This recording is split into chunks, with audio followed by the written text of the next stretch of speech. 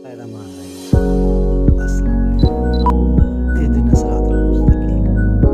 अॼु सोचियो त तव्हां सां नेक्स्ट वीडियो में इंशाल्लाह तव्हां सां उहे सॼियूं शयूं जेको आहे शेयर कंदुसि। तव्हां सभिनी जी महिरबानी। रहमान रहीम। अस्सलाम वालेकुम। इहदिना सिरातल मुस्तकीम।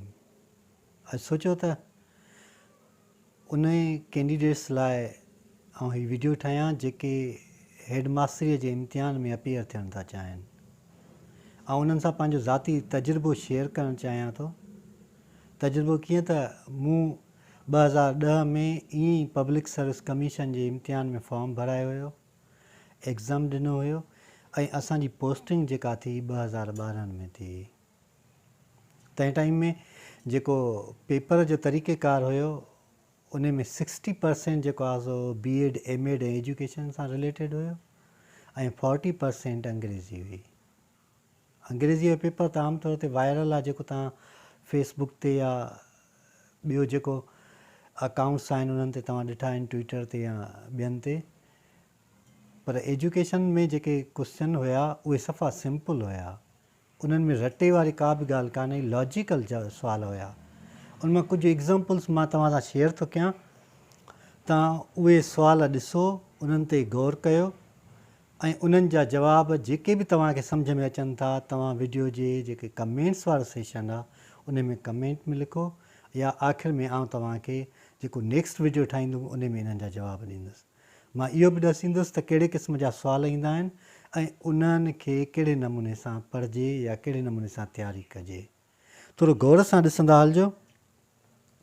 त जेको पहिरियों सुवाल आहे उन में चए थो त ज़हनी लिहाज से ज़हीन बच्चे की IQ कितनी होती है। ज़हनी लिहाज से ज़हीन बच्चे की IQ कितनी होती है। ऑप्शन से 150, 140, 130 और 119। गौर से सुनिएगा ये सवाल। ये सवाल गौर से ॿुधो, listen carefully and after that U should find out proper choice from it. Second question is, शख्सियत के मुताले का सबसे कदीम तरीका कौन है। What is the best way to find out personality. Options जायज़ा, इम्तिहान, मुशाहिदा, मुतालिया। गौर सां ॿुधो, शख्सियत खे सम्झण जा बहितरीन तरीक़ा कहिड़ा आहिनि। ऑप्शन आहे जाइज़ा, ॿियो इम्तिहान, टियों मुशाहिदो ऐं चौथों मुतालियो। उन खां पोइ आहे त हाफ़्ज़े की कितनी अक़साम है। How many types of memories. Memory के कितनी अक़साम है या केतिरा क़िस्म आहिनि। उन्हनि में ऑप्शन्स आहिनि 2, 3, 4, 5। इन्हनि जा जवाब बि तव्हांखे कमेंट्स में लिखिणा आहिनि, 2, 3, 4 या 5। उन खां पोइ हिकिड़ो सुवाल आहे त किन मक़ासिद के तयन किए बग़ैर तदरीस ना सिर्फ बेमकसद होती है बल्कि मुअस्सर भी नहीं होती। कौन से मकासद हैं। उनके ऑप्शन हैं मकासद निसाब, पेशा वराना मकासद, कौमी मकासद, मकासद तालीम। इन मतिलबु आहे त कहिड़े मक़सद जे बुनियाद ते तालीम मुअसर थिए थी या हू पंहिंजो असरु विञाए छॾे थी। हिकिड़ो निसाब जी सूरत में, पेशा वराना मकासद जी सूरत में, क़ौमी मक़सद जी सूरत में या तालीमी सूरत हाल जे बारे में। उन खां पोइ सवाल आहे त रहनुमाई और मुशावरत का काम सरअंजाम देने के लिए खाल होना ज़रूरी है। रहनुमाई और मुशावरत का काम सरअंजाम देने के लिए क्या होना ज़रूरी है।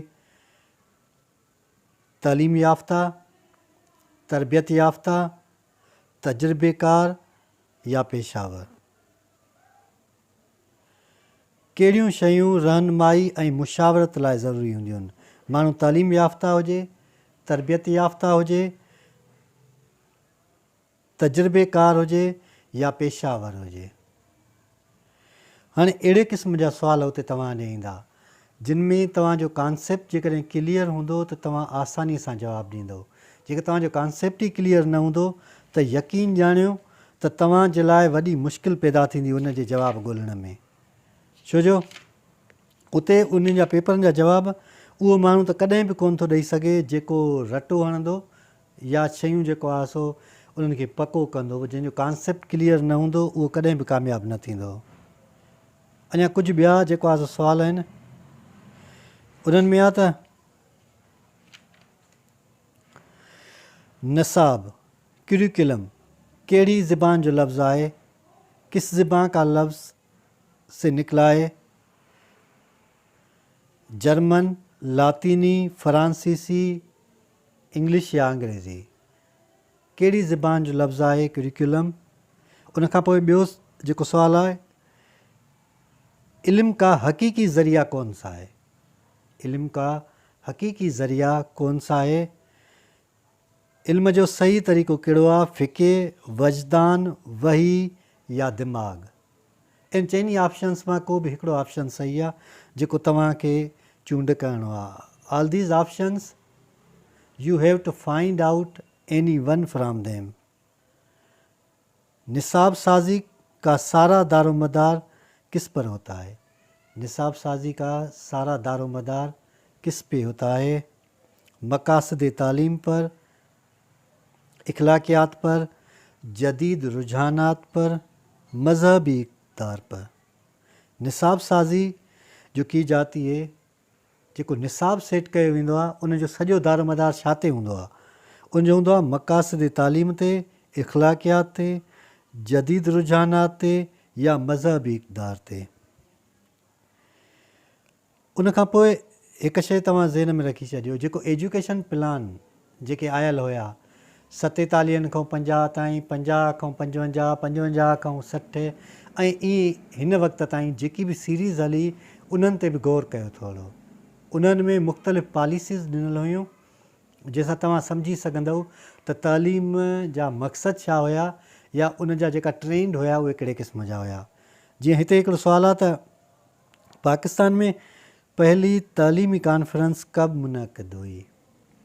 फर्स्ट जेका एजुकेशनल कॉन्फ्रेंस थी उहा कॾहिं थी। दिसंबर 1950, दिसंबर 1949, दिसंबर 1948 या दिसंबर 1947। ऐं उन खां पोइ IQ जो हिकिड़ो सुवालु आहे त जेके होशियारु छोकिरा न हूंदा आहिनि उन्हनि जी IQ लेवल केतिरी हूंदी आहे। 70 खां 79 ताईं, 50 खां 69 ताईं, 80 खां 79 ताईं, 90 खां 109 ताईं। हाणे इन्हनि ऑप्शन्स में हिकिड़ो ऑप्शन सही आहे उहो तव्हां सिलेक्ट कंदव। हीउ पेपर जेको आउं हिते तव्हांजे साम्हूं पढ़ां थो इन जो मुख्य मक़सदु इहो आहे त तव्हां पंहिंजो कॉन्सेप्ट क्लियर करे छॾियो त कहिड़े क़िस्म जा सुवाल ईंदा। यानी जेके आउं तव्हांखे सुवाल ॿुधायां थो त तालीम सां रिलेटेड एडमिनिस्ट्रेशन जा सुवाल या अहिड़े क़िस्म जा सुवाल जेके जंहिंमें रटो वग़ैरह को बि मेमरीज़ पावर तव्हांखे इस्तेमालु ई न करिणो पवंदो, बसि पंहिंजो कॉन्सेप्ट क्लियर करिणो पवंदो। या जीअं जेको हेडमास्टर हूंदो आहे उन जी खूबियूं कहिड़ियूं हुजणु घुरिजनि।